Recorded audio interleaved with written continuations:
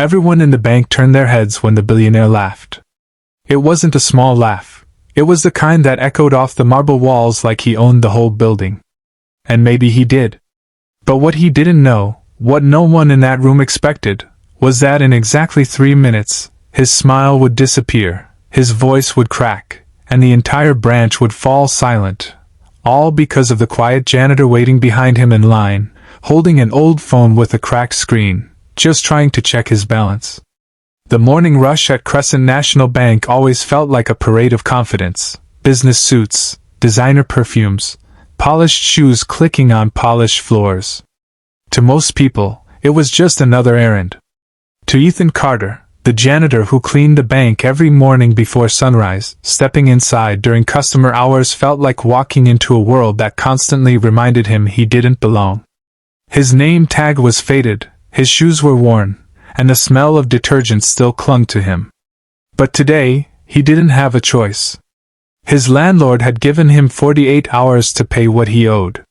If he didn't, he and his 8-year-old daughter Lily would be packing their things and leaving the only home they had left. Ethan clutched his old second-hand phone like it was a lifeline.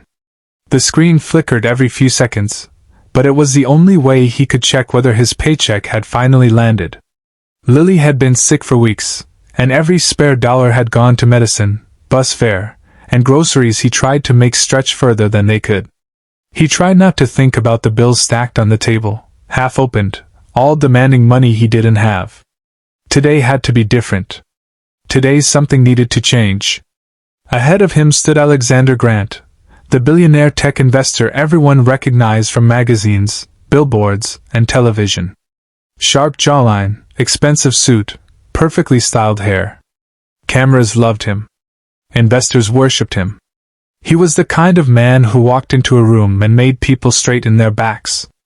Ethan lowered his gaze, hoping no one noticed the tired janitor standing in line behind a man who could buy the entire bank if he wanted to. Grant tapped his polished watch impatiently, muttering to himself about time, meetings, profits. When the teller told him he needed to wait 2 more minutes for the system to reset, he rolled his eyes dramatically. "Fine," he said loudly enough for everyone to hear. "Guess even my money needs to wait." The crowd chuckled politely. Ethan swallowed, feeling smaller with every heartbeat. He just needed to check his balance. Just that. Just enough to breathe. He tried refreshing the banking app on his glitching phone, but the screen froze. Again. He sighed, rubbing the corner of the screen like it would suddenly fix his problems. Grant noticed and smirked. "Old phone, huh?" The comment wasn't cruel, but it wasn't kind either.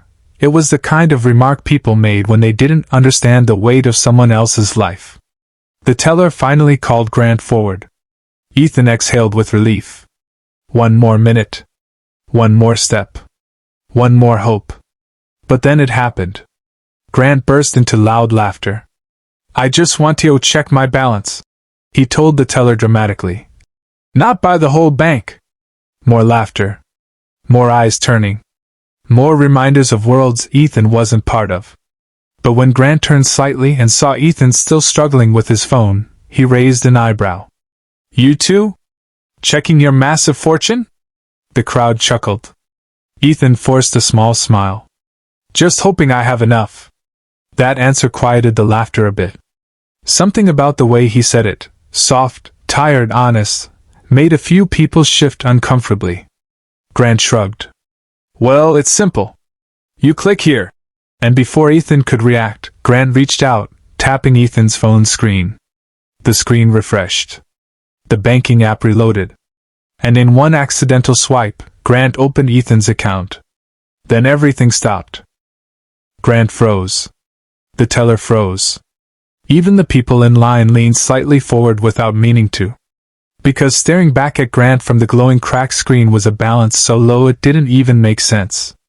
$4.19. $4.19. On a grown man's account. A man with a child.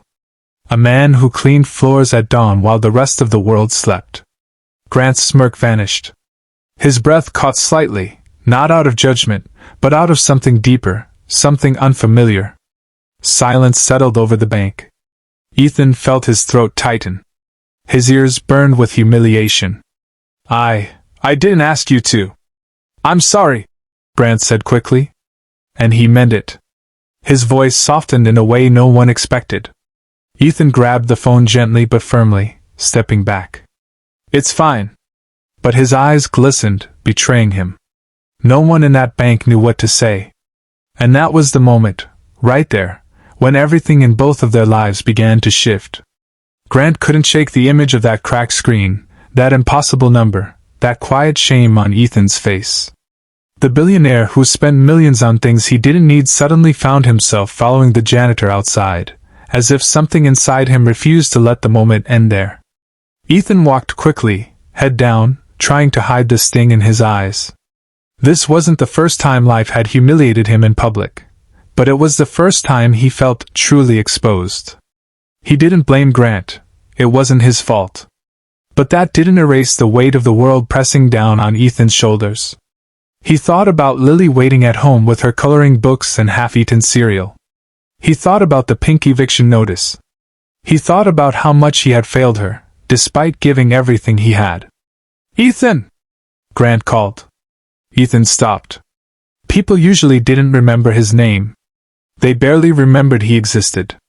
Grant approached him slowly, unsure, like someone stepping into unfamiliar territory. Listen, about inside. I didn't mean to embarrass you. It's okay, Ethan said, even though it wasn't. Grant hesitated. Do you have a moment to talk? Ethan frowned. Why? Because, Grant admitted carefully, I think I owe you an apology. And maybe more than that. Ethan wanted to say no. He wanted to walk away and disappear into the crowd. But something in Grant's voice sounded real, not polished, not practiced. So he nodded. They walked to a nearby bench. Grant sat awkwardly, as if he'd never sat on something that didn't cost thousands of dollars. Ethan crossed his arms protectively. Grant took a slow breath. When I saw your balance, it hit me harder than anything has in years. I don't know your story, but no one should have to live like that. Ethan looked away. I'm not asking for help. I know, Grant said softly. But I'm offering it anyway. Ethan's jaw tightened. Pride was the only thing he had left. I'm not a charity case. You're not, Grant said. You're a father. Those words pierced deeper than anything else. Ethan swallowed. Look, Grant continued, I grew up poor. Not as poor as you are right now, but poor enough to remember what hunger feels like. I promised myself I'd never go back there. And I worked like a machine until I didn't feel anything anymore. But today, I felt something. Because of you. Ethan blinked, unsure how to respond. Grant leaned forward. What do you need, right now, to keep going? Ethan shook his head. A miracle. Grant smiled gently. Good. I can work with that.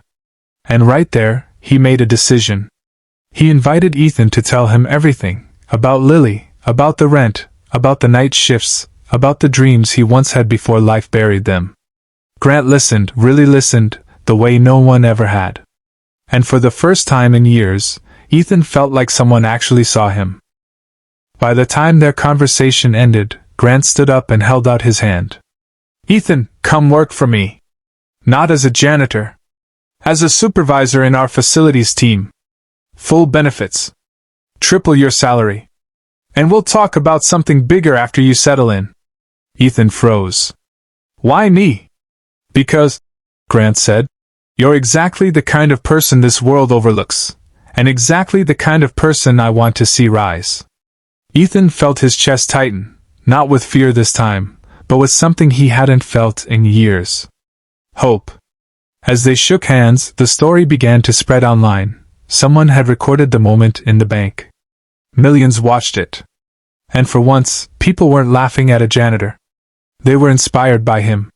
And by a billionaire who remembered what humanity meant. By the end of the week, Ethan had a new job. A new beginning. A new chapter for Lily. And every night, he whispered the same words to himself, the ones that kept him going. Sometimes life doesn't give you what you ask for, It gives you who you need.